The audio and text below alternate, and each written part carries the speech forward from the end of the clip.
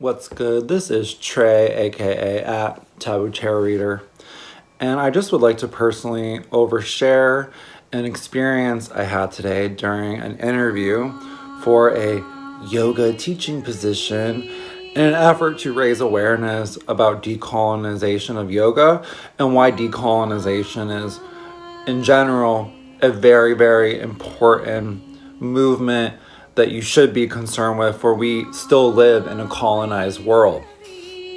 Now, I'm going to attempt to make this as short, sweet, and easy, breezy, lemon squeezy as possible. But I wrote an expose called Decolonize Yoga. So if you want to check out that expose on my website, it's available for free. And it really gives you the deep dive. But today, I had an interview with a for-profit yoga business.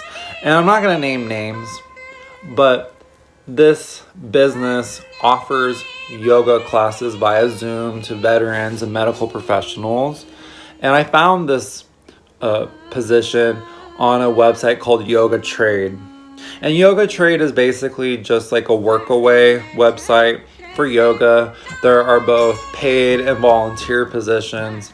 And I have applied to so many jobs on Yoga Trade. And I came to realize that, one, my Yoga Alliance 200-hour certification from India is not valued in the yoga Western fitness industry.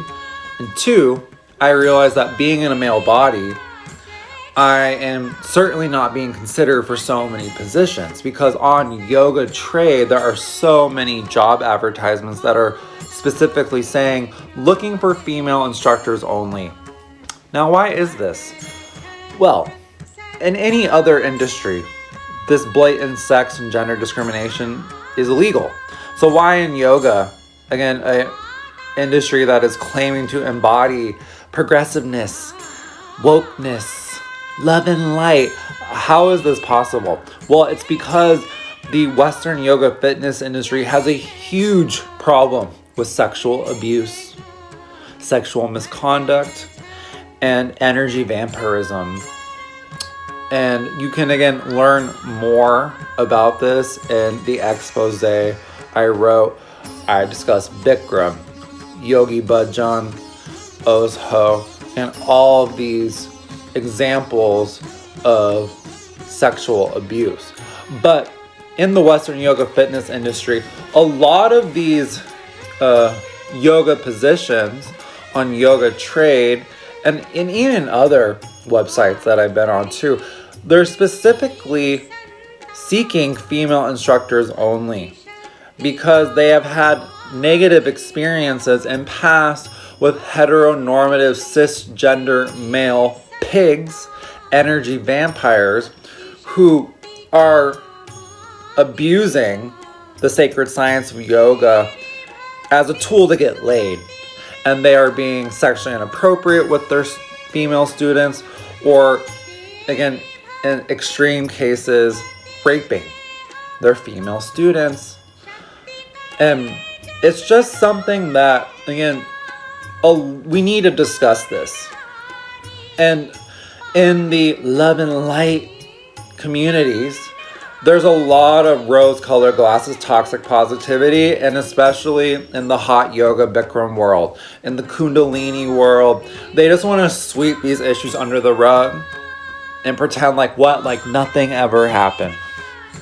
And that's a part of the problem in the larger scheme of decolonized yoga. So I just wanted to preface that in this video in order to give you some greater context about why Western, culturally appropriated yoga is a distorted and dangerous illusion of real yoga.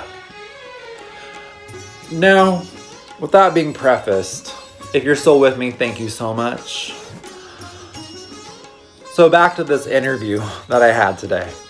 I've done a number of interviews for different yoga positions in the West. And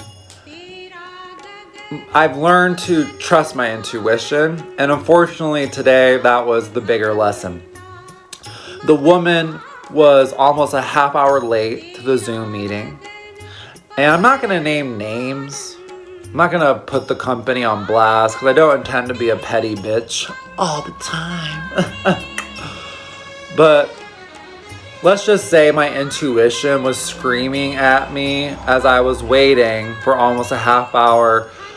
This is going to be a waste of your time and your energy. You know better than to participate in a for-profit company like this, but that lack mindset that capitalism breeds every day.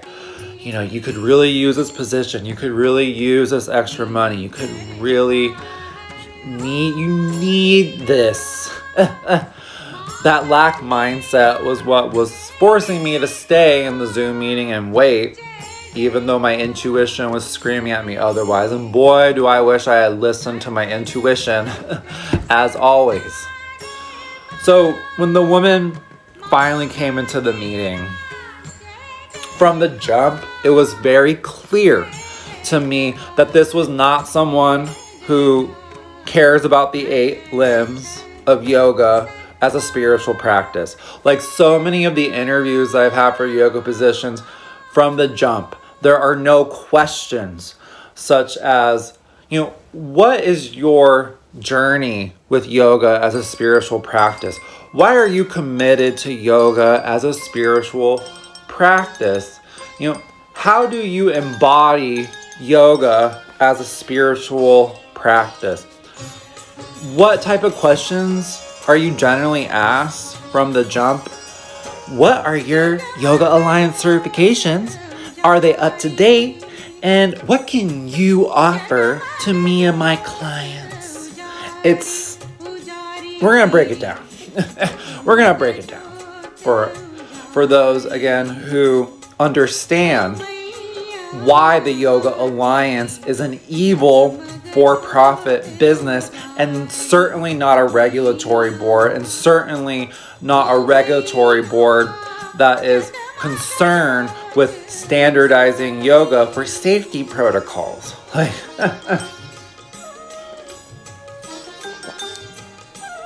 as I discussed in my expose, you're going to head over there for the deep dive. But in a nutshell, the Yoga Alliance makes millions of dollars every year accrediting yoga teacher trainings. And what does that mean? That means they've created a Ponzi scheme where they are basically selling fancy seals of approval. And there are lots of different options of certification. Your 200 hour, your 500 hour, this and that and what have you. And there is no standard whatsoever. If you actually look into it, there's no standardization because, for example, the Yoga Alliance makes you pay them an annual fee to maintain the certifications that you already have. But then on their website also says that your certifications technically never expire. So what's the standard here, folks? Well, again, it's not about standardization. It's about that money, honey. It's about those millions of dollars that they're generating every year. Again, selling fancy seals of approval. And the modern yoga studio, in order to make a profit, in order to stay open and meet their bottom line, generally a rule of thumb is that the business model requires that they offer Yoga Alliance trainings. If they don't offer Yoga Alliance certified trainings, if they don't go through that accreditation process, if they don't pay the Yoga Alliance, then they're not going to be viewed as authentic, and they're not, again, going to make a profit. And it is so concerning, again, deeply concerning to me, that so many people who have never been to India, and who have been trained by people who have also never been to India are making money teaching people yoga every year. Now let's just preface this first.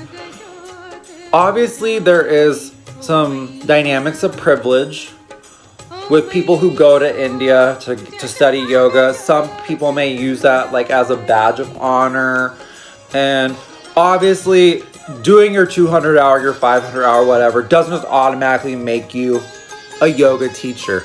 But I still will continue to advocate that if you're interested in studying authentic yoga, that you go to India to do your yoga teacher training, you go to the origin source, and that you give your money to Indian ashrams in order to just have that cultural experience. Because it will, like it did with me, it will make you aware of so many things.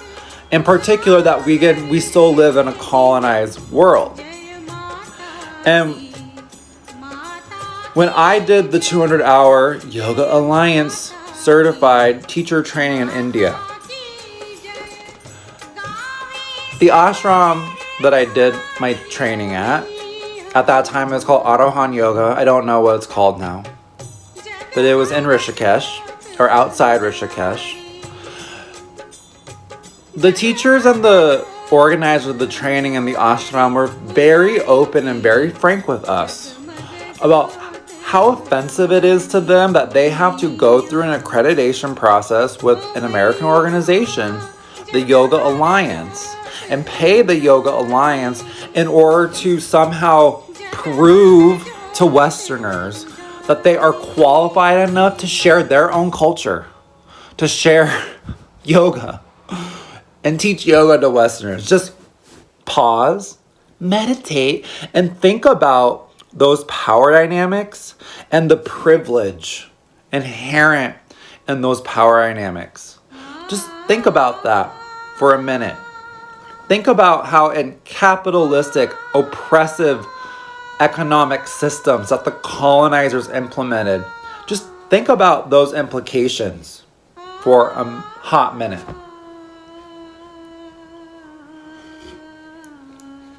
It's insane. It's absolutely insane to me. And I learned also very quickly that my 200-hour teacher train in India is not valued in the Western yoga fitness industry at all.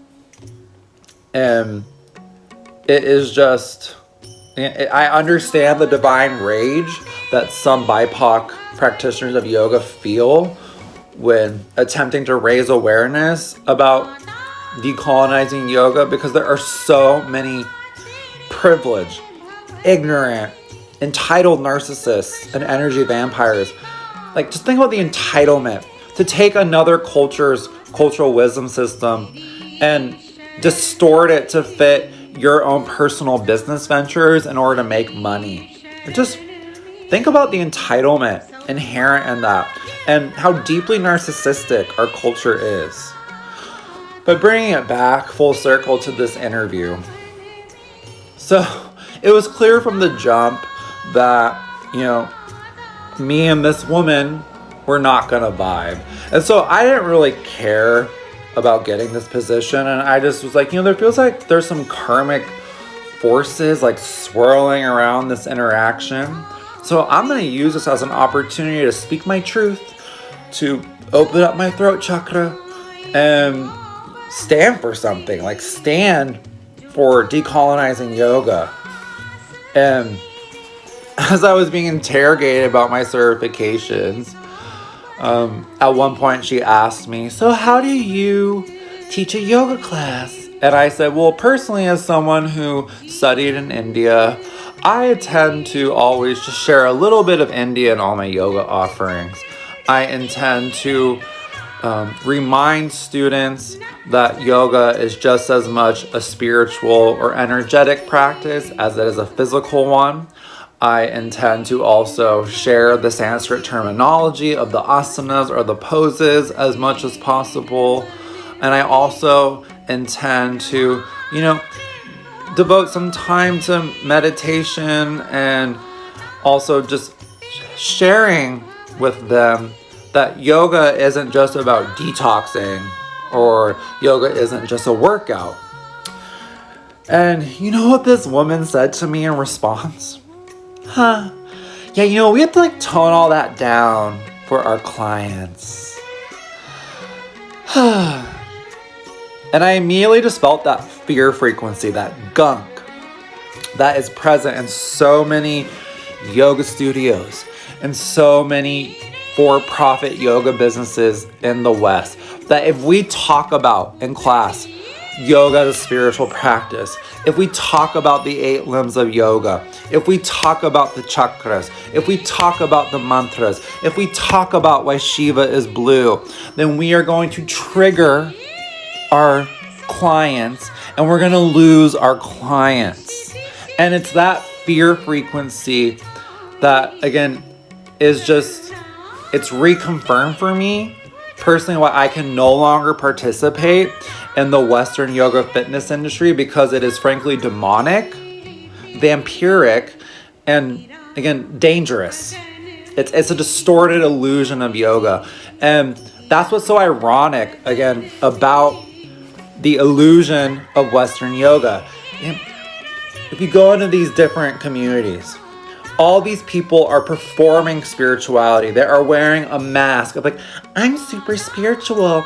I'm so woke. I'm so progressive. Namaste, love and light. But underneath that actually is this deep, heavy fear frequency, not the love frequency. Because again, the fear is if we talk about yoga as a spiritual practice, we are going to lose our clientele who are not frankly interested in yoga as a spiritual practice. It is just a workout for them.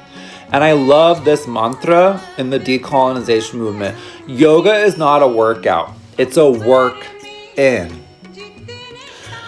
And so after this woman in this interview was we just need to tone all that down for our clients, I just immediately knew how it was gonna end, and obviously the interview devolved from there.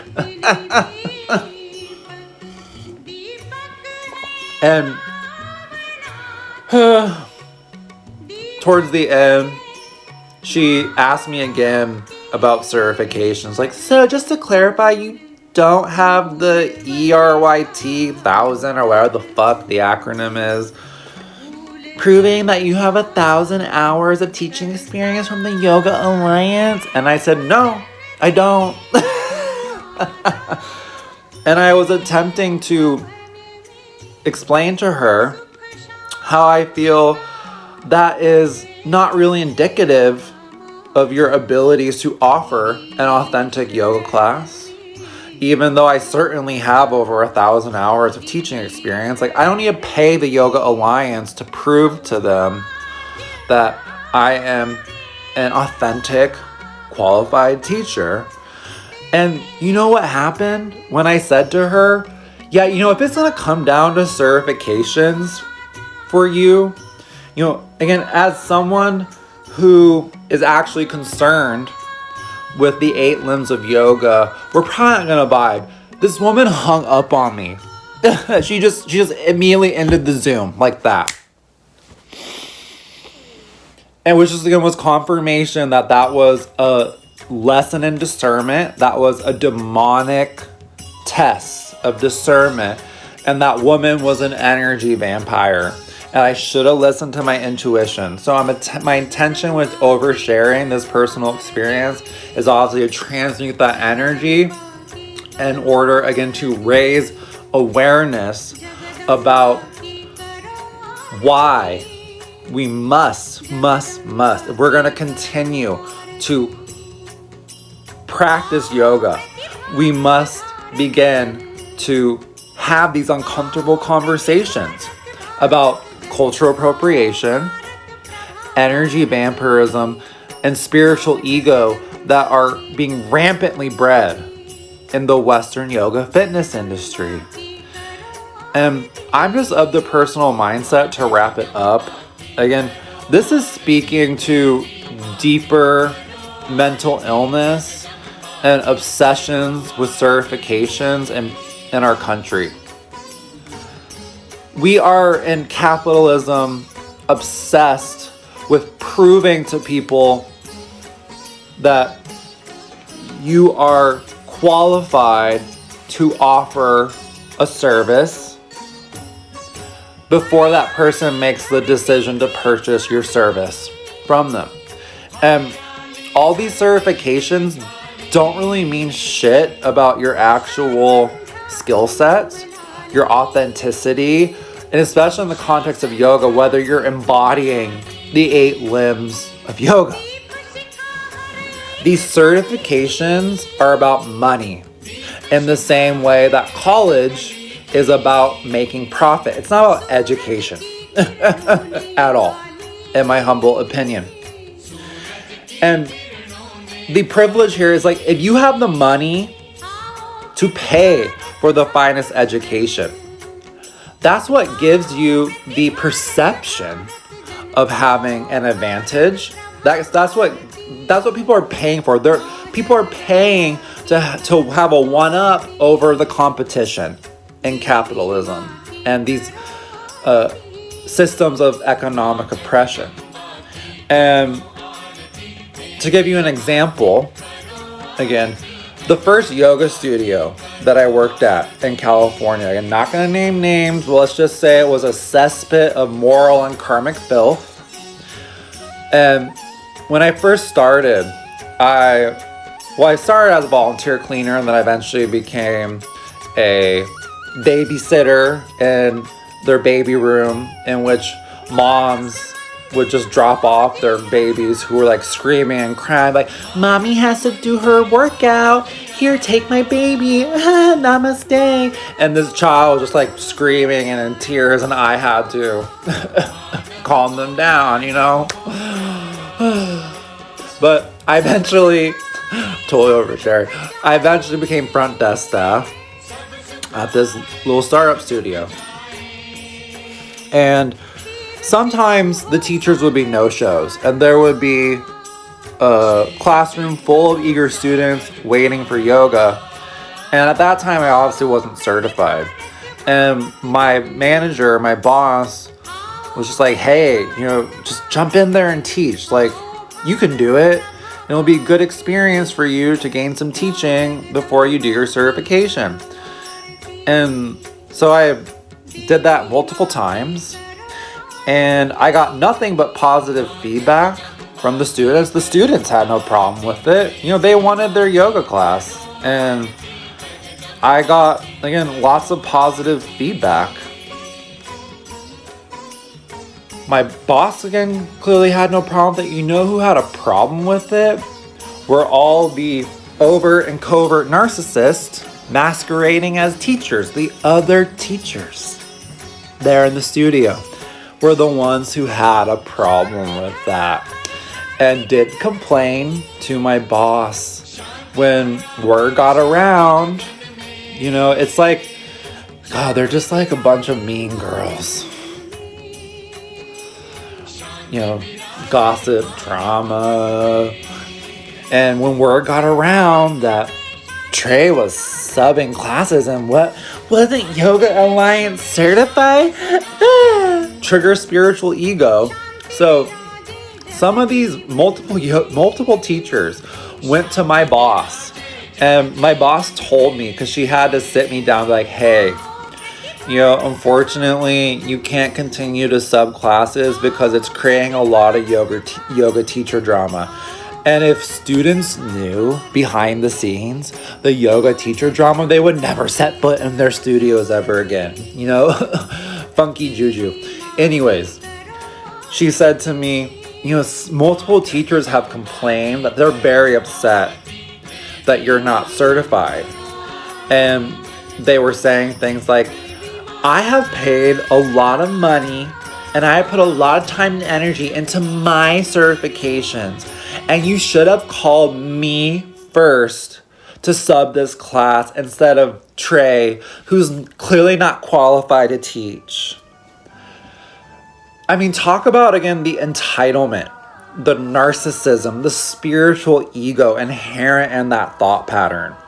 The dynamics of competition, of compare and contrast. Like, again, I realized too later on that one of the women who complained about me was someone who was claiming to be my mentor and stabbed me in the back. And so it was a deep lesson again in discernment.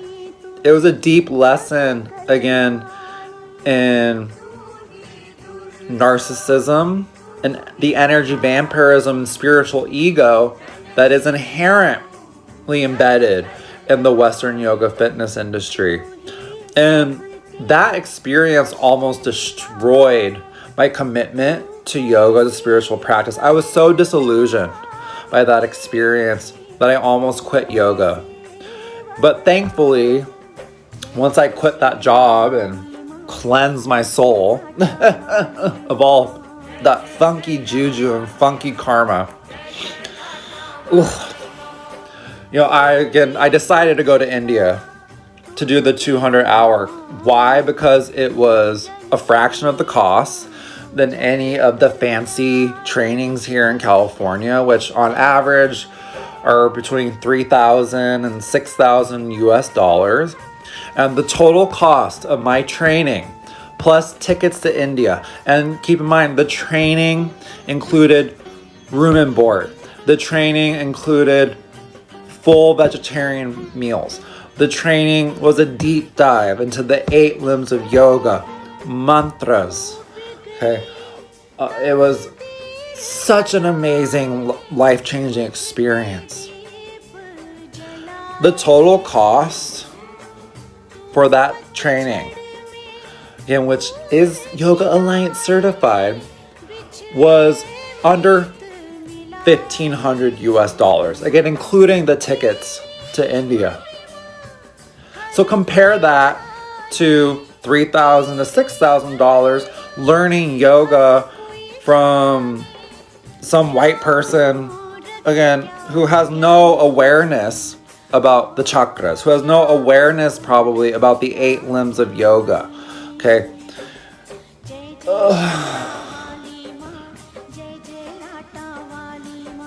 So to wrap it up here, my message is this. Again, of course, just to clarify, getting your certification doesn't just automatically make you a yoga teacher. Yoga is a practice. Yoga is a commitment. Yoga is a journey. And the longer that you are committed to it, the deeper you go into the practice. And the Western yoga fitness industry is so surface level. It is so superficial. It is so shallow. Again, there is a fear of depth to the practice. There is a fear that if we deep dive during yoga class, we are going to scare our audience.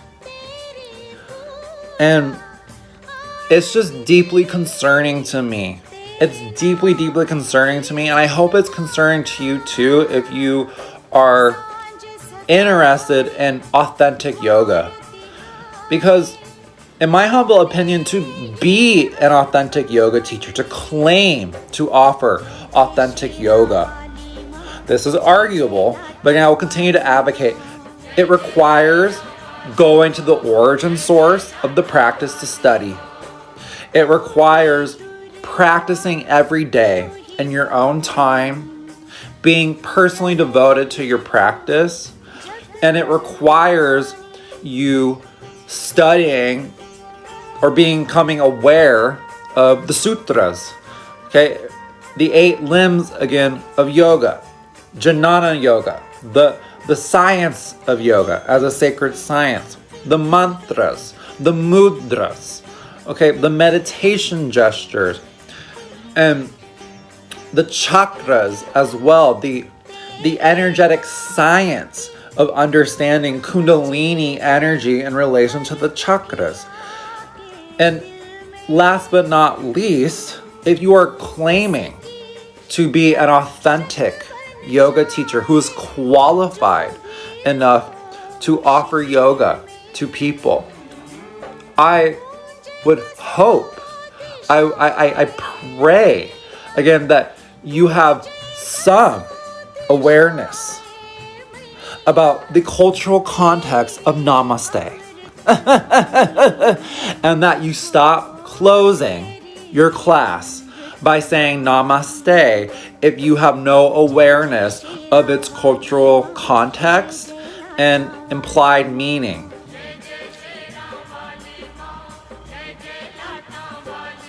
Namaste, love and light. Like, give me a break. Like, give me a break, universe. When you are truly I've realized this in the spiritual path. When you are truly intending to plant seeds and share authentic yoga with people, authentic spirituality, you do come up against force fields. You do come up against energy vampires, incubuses, succubuses, and demonic entities. And in the journey of developing discernment, this is where we need to de-romanticize awakening. And that you do come up against these negative shadow force fields, and that's why it's so important to discuss shadow work in addition to light work. Because if you don't acknowledge shadow work, you are not prepared during the awakening process. And I think it's dangerous, again, energetically in the West, to offer these secularized, this distorted workout version of yoga, because you're basically like opening up people's chakras and not giving them any information about how to write out that process, and then just shoving them back out into the secular world right after their hour-long class, and it's like pushing babies off a cliff. Like, bless their hearts. Like, do you know what I'm trying to say? I hope so.